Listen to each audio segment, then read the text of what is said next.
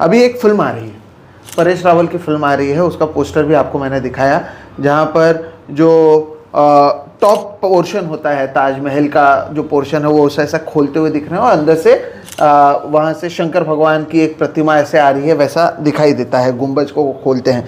तो ये तो एक आर्ग्यूमेंट रहा है कि ताजमहल क्या तेजो महल था। क्यों ताजमहल को लेकर इतनी सारी बातें आती हैं? नंबर एक, अब इसके ऊपर मूवी भी आ रही है, क्यों बार बार ऐसा दिखाने की कोशिश करते हैं? जैसे राम मंदिर जहाँ पर बना वो बाबरी मस्जिद को ढहा कर कहते हैं उससे पहले मंदिर था। अब तो खुद जो हमारे चंद्रचूड़ साहब तो वो कह चुके हैं कि पहले तो आपने मंदिर गिराकर मस्जिद बनाई थी, जबकि जब उन्होंने फैसला दिया था तब उन्होंने ऐसा कहा नहीं। बहरहाल ताजमहल को लेकर ये सारी बातें आना, इसके पीछे के क्या आप मानते हैं कि क्यों ऐसे बार बार मुद्दा उठता रहा है ताजमहल का? ताजमहल तेजो महल है, इस तरह की बातें आना, अब तो फिल्म आ रही है, इसे कैसे देखें? देखिए, इसको ऐसा ये हिंदुत्ववादी कहते हैं कि एक शिव मंदिर था जिसको शाहजहाँ ने बदल के अपनी बेगम के, मुमताज़ महल के मौसोलियम के रूप में, मकबरे के रूप में बनाया। अब ये बात तो बिल्कुल स्पष्ट है कि वो जो जगह थी वो जगह राजा जयसिंह की थी। अच्छा। राजा जयसिंह एक वैष्णव थे, यानी धर्म के अंदर भी बहुत कहते हैं ना, हाँ। शिया सुन्नी उधर हैं, इधर वैष्णव शैव इधर है, तो वो वैष्णव थे, तो इसलिए शिव मंदिर का होने का तो सवाल नहीं उठता।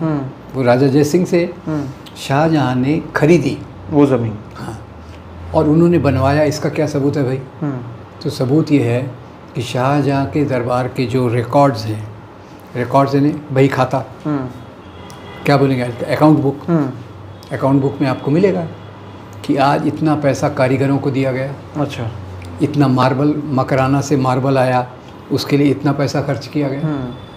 एक दूसरा, उस समय 2 लोग बाहर से आए थे, एक पीटर मुंडी बाहर के से आया हुआ था, और टेवर्नियर नाम का एक फ्रेंच जौहरी वो आया हुआ था। दोनों ने अपने वर्णनों में लिखा कि हम गए तो थे भारत में, इंडिया में, पर यहाँ का राजा शाहजहाँ आजकल काफ़ी दुखी दिखता है और अपनी बेगम की याद में एक मकबरा बना रहा है। अच्छा। तीसरा, आपको ये अकाउंट मिलेगा कि इसकी जो प्लानिंग की गई थी आर्किटेक्चर की, उसमें चेयरमैन आज की भाषा में तो शाहजहाँ थे, पर उनके नीचे जो काम करने वाले थे बहुत सारे आर्किटेक्ट, जिसको आज की भाषा में कहेंगे कारीगर, फाइन आर्ट्स वगैरह वाले। और मुग़लों के समय में इनका एक कंस्ट्रक्शन डिपार्टमेंट रहता था जो इनहेरिटेंस के हिसाब से चलता था। तो इसमें पहली बात तो ये है कि आर्किटेक्चर में पहले ये किताब लिखी थी P.N. ओक नाम के एक हिंदुत्ववादी ने। उसने क्या क्या ढूंढ के निकाला कि देखिए, यहाँ जो ये सिंबल है ना, ये हिंदुओं का है, वहाँ वो सिंबल है वो हिंदुओं का है। नीचे बीच में वो भी आया था, 11-12 कमरे हर समय बंद रहते हैं, उसको भी खोल के देख लिया, वो कुछ नहीं थे, वो बैलेंस करने के लिए उसको रखा हुआ था। तो ये कहीं का भी जो आर्किटेक्चर है वो कभी भी प्योर नहीं रहता। जो आप देखिए तो मुग़ल आर्किटेक्चर का प्रभाव गुरुद्वारे में दिखेगा। सही बात है।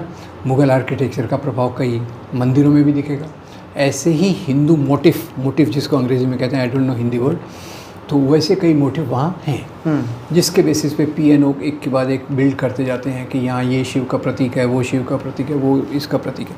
पर वास्तव में देखा जाए तो जो इतिहास में शाहजहाँ ने जिस प्रकार से किया, उसका उल्लेख विदेशी ट्रैवलर करते हैं, उनका तो इसमें कोई वेस्टेड इंटरेस्ट नहीं है। बही खाता तो आपको गलत बोलेगा नहीं, इतना पैसा राज खजाने से गया वो आपको मिलता है।